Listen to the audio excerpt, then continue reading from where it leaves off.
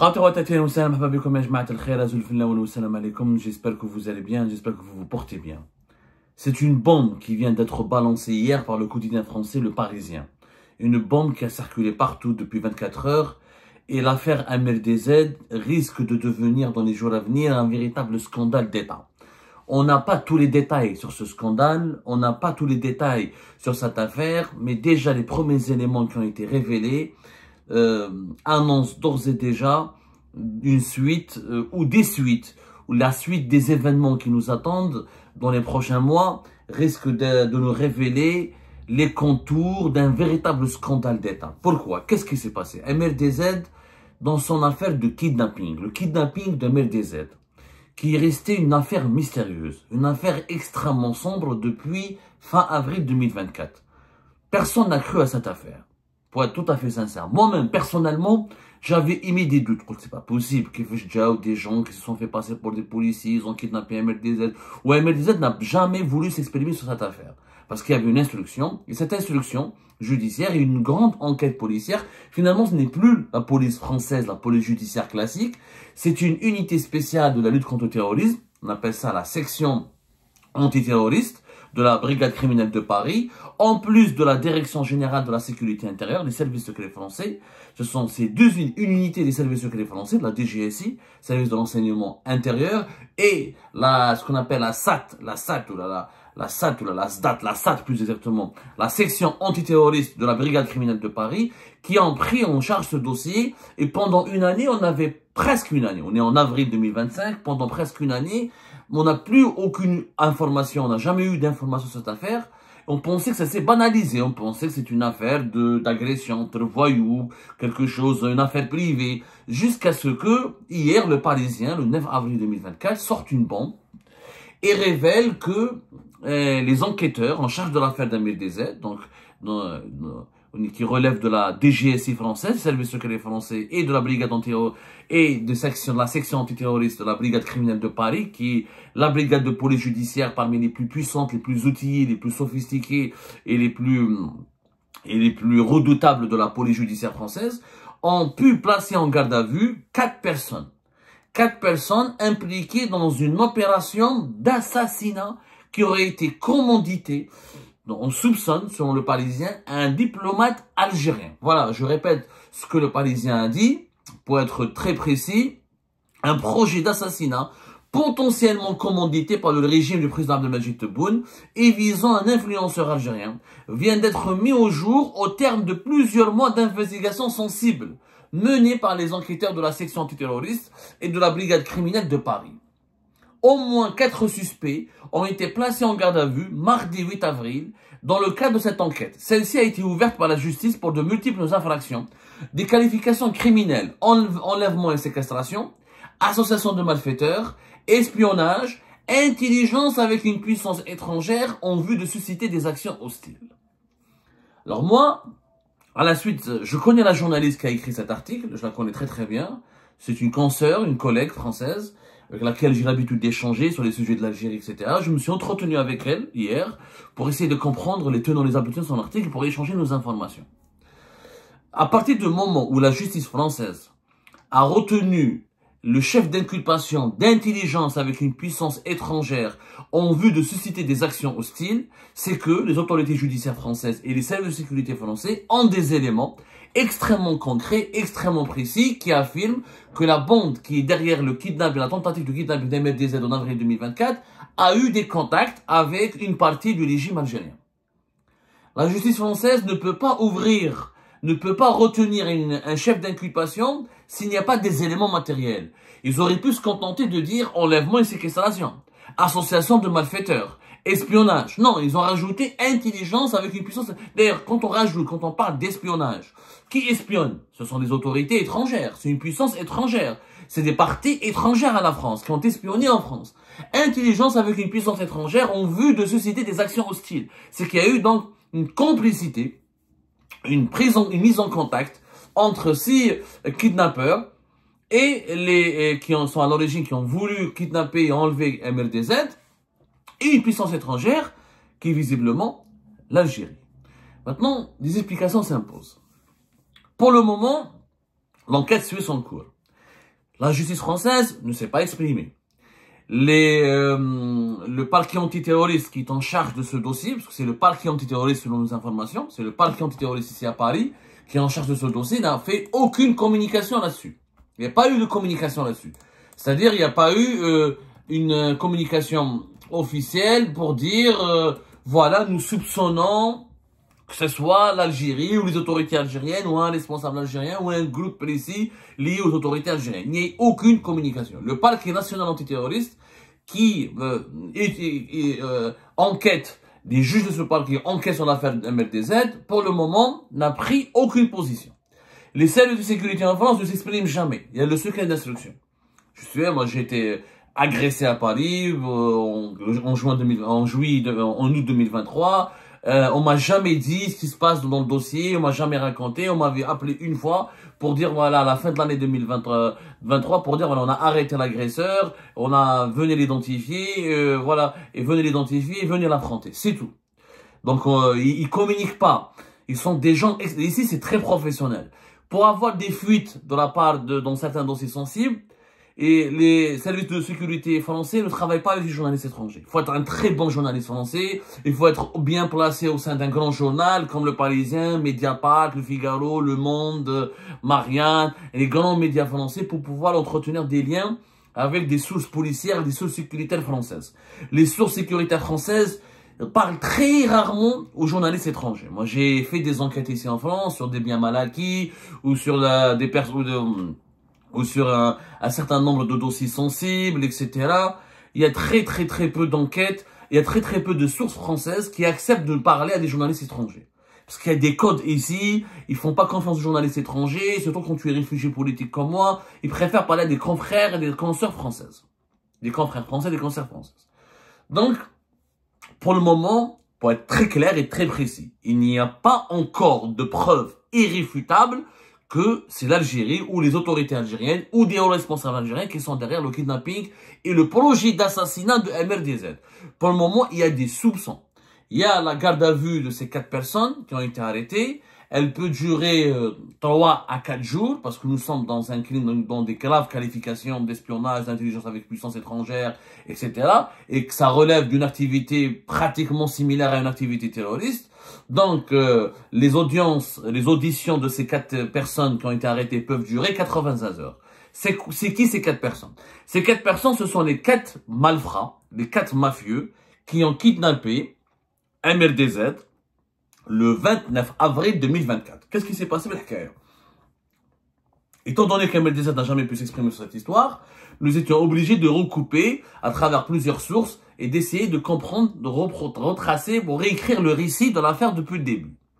Le 29 avril 2024, MRDZ rentre chez lui vers 11h30.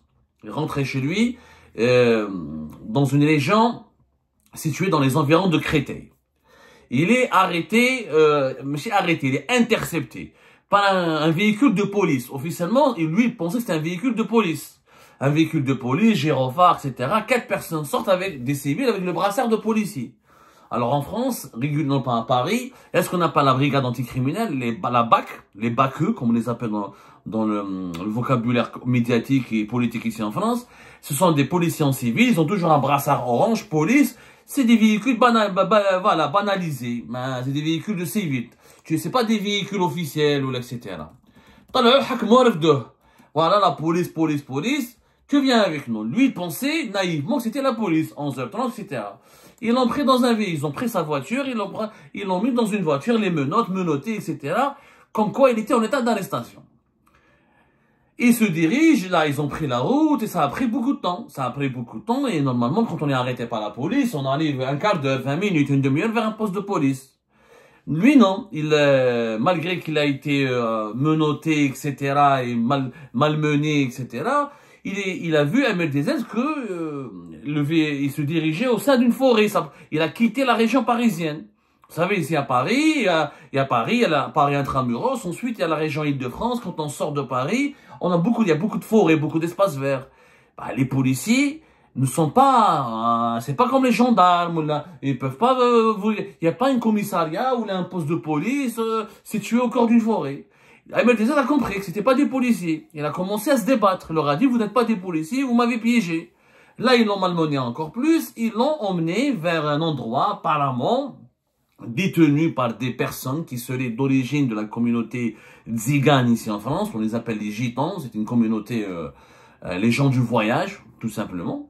C'était un ancien site appartenant à des ferrailleurs, une sorte de fourrière, ou une sorte d'entrepôt, etc., abandonné, dans lequel il y avait des activités de ferrailleurs, ou je sais pas quoi.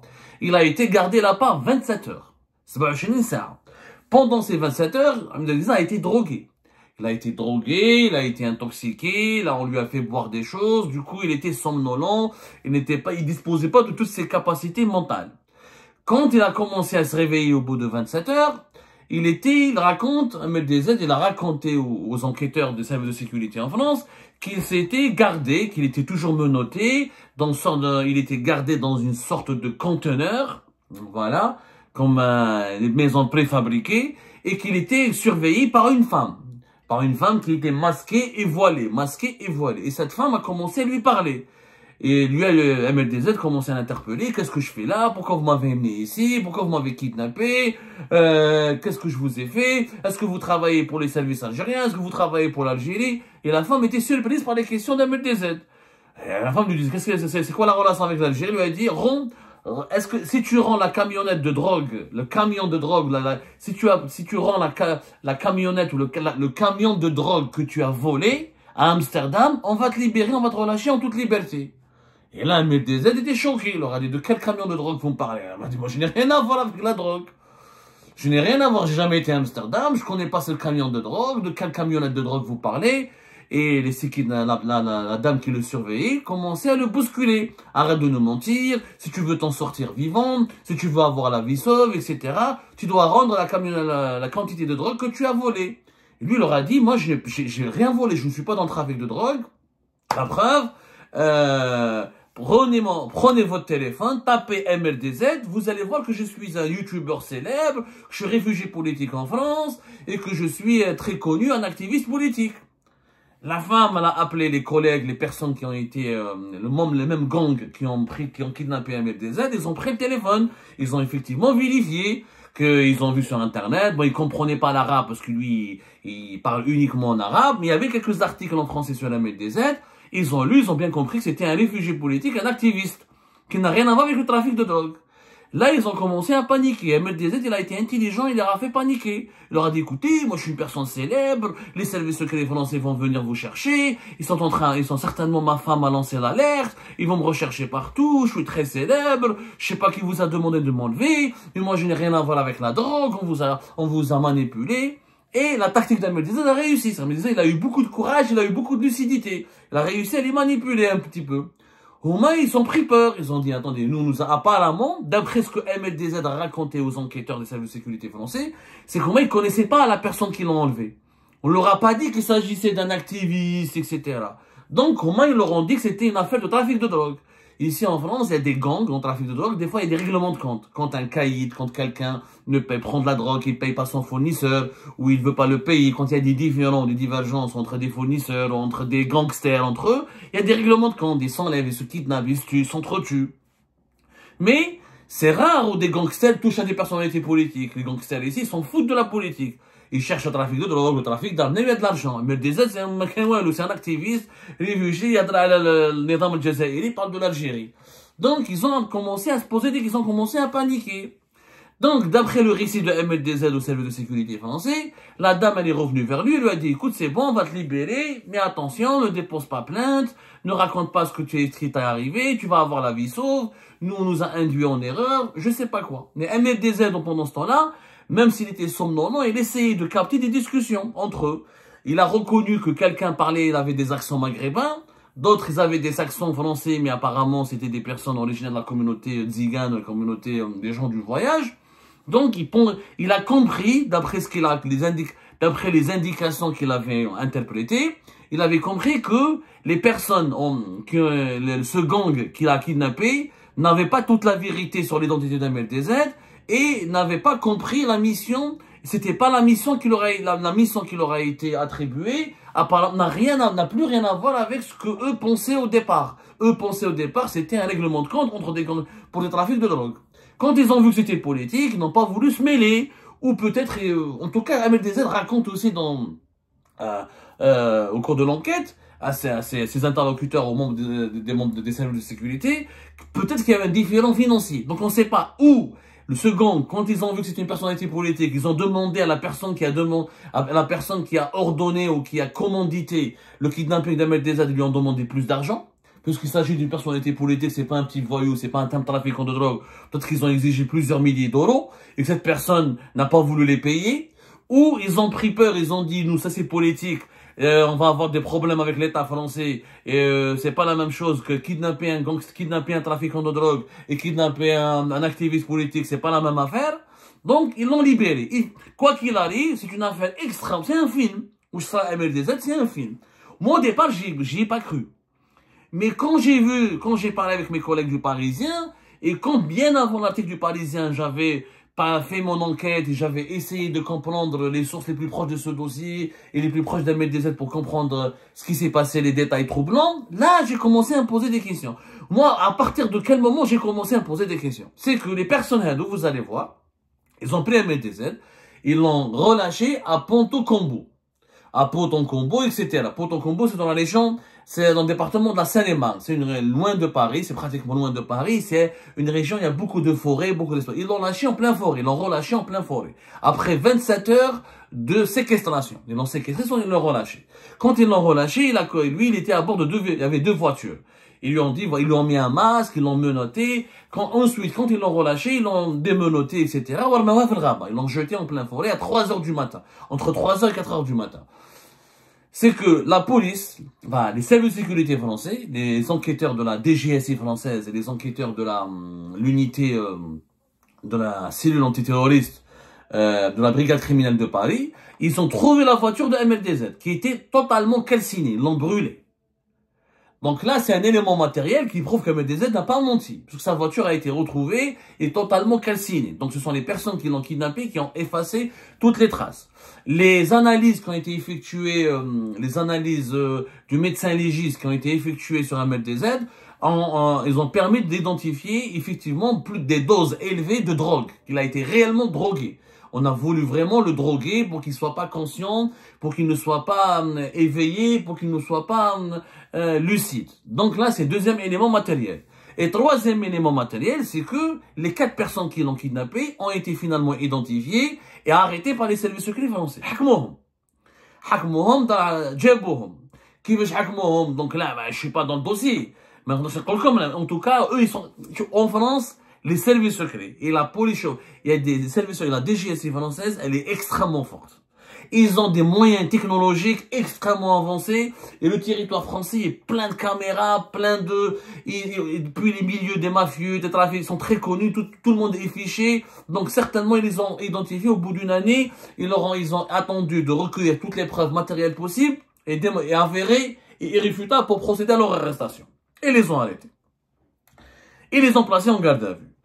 Le problème, c'est que le scandale, donc on aurait pu s'arrêter là, on aurait pu dire oui, c'est une affaire de mafia, quelqu'un, un privé, peut-être a payé pour se venger contre Ahmed Dezed, ou peut-être qu'Ahmed Dezed, il a eu un différend, ou un conflit personnel avec un mafieux. Le problème, c'est que ces 4 personnes, les services secrets français auraient, je parle au conditionnel parce que j'ai pas vu les preuves, auraient, sinon la justice française n'aurait pas retenu le chef d'inculpation, encore une fois, d'espionnage et d'intelligence avec une puissance étrangère en vue de susciter des actions hostiles, aurait eu des contacts avec un fonctionnaire du consulat d'Algérie à Créteil. Le consulat d'Algérie à Créteil, c'est le même consulat, c'est un responsable, c'est d'un diplomate qui avait le rang de diplomate, mais c'était pas un diplomate, c'était un officier des services secrets algériens. C'est lui qui est, il y a un diplomate, c'est le même diplomate, je dis bien le même diplomate qui est soupçonné dans l'affaire, qui est accusé, même pas soupçonné, parce qu'on a vraiment accusé des éléments matériels, dans l'affaire de l'espionnage de Bercy. Rappelez-vous, à la fin de l'année, le 12 mars 2025, on avait révélé l'arrestation par la DGSI française, les services secrets français, le renseignement intérieur français, ont procédé à l'arrestation d'un fonctionnaire franco-algérien qui travaillait au ministère de l'économie et des finances On appelle Bercy. Bercy parce qu'il est situé dans une zone de Paris qu'on appelle Bercy. C'est un grand ministère. Le siège, c'est un immense, on dirait un bateau tout à côté de la Seine. C'est pas très loin de la gare de Lyon. Pour vous permettre, pour vulgariser un peu l'information, pour que vous puissiez comprendre pourquoi on parle de Bercy. C'est le ministère de l'économie et des finances qui a été arrêté le 16 décembre 2024 par la Direction générale de la sécurité intérieure. Lui, il était en contact avec un officier des services secrets algériens qui avait une couverture diplomatique et qui travaillait au consulat d'Algérie à Créteil. Et c'est lui qui lui avait demandé de manipuler une femme âgée de 46 ans avec laquelle ce fonctionnaire franco-algérien avait une relation intime et qui travaillait dans l'Office français de l'immigration et de l'intégration. Cette femme, c'est elle qui a volé, elle a détourné, elle a accédé à une base de données interne de l'OFI pour donner des informations personnelles sur une trentaine de personnalités algériennes, dont des réfugiés politiques, dont M. Ahmed Dezed. Il faut savoir que l'OFI, je l'ai expliqué 1000 fois, l'OFI, l'Office français de l'immigration et de l'intégration, c'est l'organisme qui recense tous les ressortissants étrangers installés en France, les cartes de séjour demandées par ces ressortissants, leur situation administrative, leur adresse, la situation de leur dossier, ce qu'il y a dans leur dossier, est-ce qu'ils ont demandé l'asile, n'ont pas demandé l'asile, est-ce qu'ils ont fait un regroupement familial, est-ce qu'ils sont mariés, pas mariés, où est-ce qu'ils habitent, la composition de leur foyer. Toutes les informations les plus précises sur les étrangers sont entre les mains de l'OFI, parce qu'on doit tous passer par l'OFI avant de obtenir sa carte de séjour, son titre de séjour en France. Donc, cet officier des services secrets algériens, parce que la DGSI française l'a identifié, ils savent de qui il s'agit, ils ont son identité, il n'est plus en France. Même nous, on le connaît, c'est-à-dire on en a déjà parlé de lui, on nous a déjà parlé de lui. C'est un capitaine qui avait le rang de capitaine des services secrets algériens, la DDSE, la Direction de la documentation de la sécurité extérieure, et qui avait des méthodes un peu trop brutales, pour dire, et des méthodes un peu trop mafieuses, et qui a il avait lancé plusieurs opérations pour espionner, pour harceler, pour faire taire des opposants algériens sur le sol français. Sauf que on n'a jamais pu imaginer que cet officier aurait pu être cité ou pourrait avoir un lien avec une opération d'assassinat. D'après les sources qui ont parlé aux Parisiens, c'est ce diplomate qui serait, il n'y a pas de preuve, je parle au conditionnel encore une fois, parce que le dossier est dans les mains de la justice française. Pour le moment, il y a des soupçons. On soupçonne ce diplomate qui n'est plus en place au consulat d'Algérie à Créteil, qui a été rappelé par l'Algérie, il est rentré en Algérie. Selon nos informations, il fait même plus partie du renseignement extérieur algérien, il aurait été sanctionné, il aurait été mis à l'écart. En tout cas, il n'est plus sur le sol français depuis le début de l'année 2025, depuis la fin de l'année 2024, plus exactement, il n'est plus sur le sol français. Et il a utilisé sa couverture diplomatique, donc il avait l'immunité diplomatique, donc il était intouchable par rapport aux autorités françaises. Et il est parti, il a été rapatrié par les autorités algériennes. Lui, il n'est plus en France. Il y aurait, au conditionnel, les enquêteurs français sont en train de savoir, est-ce qu'il y a eu des liens avérés, il y a des soupçons, pour le moment il y a des soupçons, que des liens ont été tissés entre ce capitaine des services secrets algériens, cet officier qui travaillait au consulat d'Algérie à Créteil, avec ces malfaiteurs et ces mafieux, ces kidnappeurs. Et l'enquête n'a pas encore délivré de réponse. Pour le moment, on est dans le cadre du soupçon. Il n'y a pas eu d'affirmation. Si ces soupçons sont confirmés par l'instruction judiciaire en France et par l'enquête des services secrets français, on aurait un scandale d'État. Là, ça signifie quoi? Là, ça signifie qu'il y a eu une tentative d'assassinat, de kidnapping. Parce que l'objectif était quoi? Ou d'éliminer, apparemment, de toute façon, le récit d'Ahmed Dezed va s'exprimer un jour ou l'autre, à la fin de cette enquête, pour nous donner toute la vérité. De toute façon, il y aura un procès qui déterminera lui aussi, qui révélera qui déterminera toutes les circonstances de cette affaire. C'est qu'ils n'ont pas kidnappé Ahmed Dezed pour le garder pour ses beaux yeux. Ou c'était pour l'éliminer, ou c'était pour le transférer vers un autre pays pour le faire de lui ou lui faire du mal en tout cas. Mais là, les enquêteurs parlent d'un projet d'assassinat. C'est qu'on a voulu assassiner. C'est les enquêteurs, des sources proches de ce dossier ont révélé aux Parisiens des informations relatives à un projet d'assassinat. C'est que les 4 personnes qui sont en garde à vue ont commencé à parler. Là, on nous a demandé de l'assassiner, mais nous, on l'a pas assassiné. On a compris que c'était un activiste politique. Nous, on se mêle pas de politique. On a levé le frein, on s'est retiré, on l'a relâché. Ces 4 personnes sont toujours en garde à vue. Ils vont parler. Elles vont parler. Si ces 4 personnes nous mènent, c'est leur piste, c'est leur témoignage va mener vers un officiel algérien, ce serait une catastrophe pour l'Algérie. Catastrophe. Parce que là, la justice française pourrait faire un mandat d'arrêt international contre des potentiels officiers algériens ou des responsables algériens. Là, l'État algérien pourrait être gravement discrédité. S'il est mis en cause, ici encore, il n'y a pas d'affirmation pour le moment. On ne peut pas l'affirmer à cœur ouvert. On ne peut pas le dire, oui, c'est officiel, l'Algérie, c'est les autorités algériennes qui ont commandité l'assassinat de MLDZ. Et encore, est-ce que si c'est cet officier du consulat d'Algérie à Créteil, est-ce qu'il a agi seul? Est-ce qu'il a eu la bénédiction de sa hiérarchie? Est-ce que c'est un comportement qu'est-ce qu'il a fait cavalier seul? Est-ce qu'il est réellement impliqué dans cette affaire? Peut-être que c'est pas vrai. On ne sait pas pour le moment. Il y a beaucoup de zones d'ombre dans cette affaire. Il y a beaucoup de zones d'ombre. En tout cas, il y a de sérieux doutes et de sérieux soupçons à l'encontre de cet office, d'une partie liée au régime algérien. Moi, j'espère que c'est pas vrai. Bien sûr, parce que j'aimerais pas que mon pays se retrouve sali, déshonoré et mis en cause dans une affaire d'assassinat qui aura des conséquences graves. Parce que il y a des mandats d'arrêt internationaux, il y a une justice internationale, il y a le droit international. On n'assassine pas quelqu'un, un réfugié politique à l'étranger comme ça, de façon impunie. Donc j'espère que l'État algérien n'y est pour rien. J'espère, je l'espère. Parce que ce serait un scandale d'État inédit. Peut-être, après, on ne sait jamais. Peut-être que c'est un privé. Peut-être que c'est un privé qui a actionné cet officier ou peut-être que le gars du consulat d'Algérie à Créteil était en contact avec un groupe privé.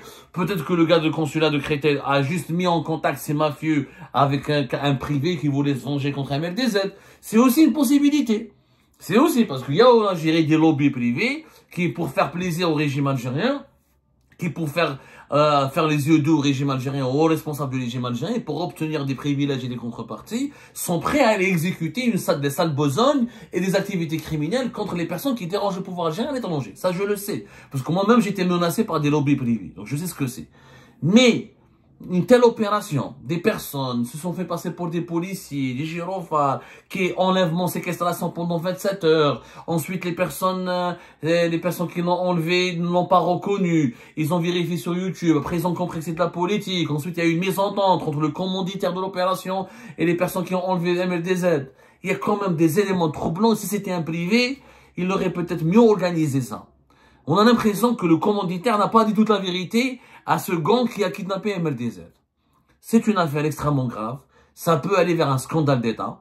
Je tiens juste à dire que pour le moment, l'implication du régime algérien, elle est au conditionnel, qu'il n'y a pas de preuves irréfutables pour le moment, qu'il y a uniquement du soupçon, que le diplomate dont on parle, c'est le fameux même diplomate du consulat d'Algérie à Créteil, qui n'est plus en poste. Ce dernier, il est en Algérie. C'est celui qui est impliqué dans l'affaire de l'espionnage, mais orchestré par un fonctionnaire franco-algérien du ministère de l'Économie et des Finances. Maintenant, il n'y a que des questions. Il n'y a pas encore de réponse définitive. L'instruction judiciaire, elle est en cours. L'enquête, elle est toujours en cours. Et soyez sûrs d'une chose, ici en France, on ne peut pas mettre en cause une quelconque partie s'il n'y a pas un élément matériel qui le prouve. Là, il n'y a pas de justice de téléphone, il n'y a pas de la police de téléphone, il n'y a pas les services secrets du téléphone. Tout est sous enquête, tout est avec des éléments matériels. On espère que l'État algérien ne soit pas mêlé à cette grave affaire, parce que ce serait un cas inédit, et ce sera pas un cas inédit. Il y a eu l'affaire Halim Sidi parmi dans l'histoire. C'est pas la première fois que le régime algérien voudrait tuer un opposant. Mais ça fait très longtemps que le régime algérien n'a pas recouru à de telles pratiques mafieuses et criminelles. On espère que l'État algérien ne sortira pas de cette affaire extrêmement salie. Et on attend la vérité, rien que la vérité. Nous, on n'a pas envie de politiser cette affaire. On ne veut pas la politiser. Heureusement, alhamdoulilah, heureusement que MLDZ n'a pas été touché, que son intégrité physique a été préservée.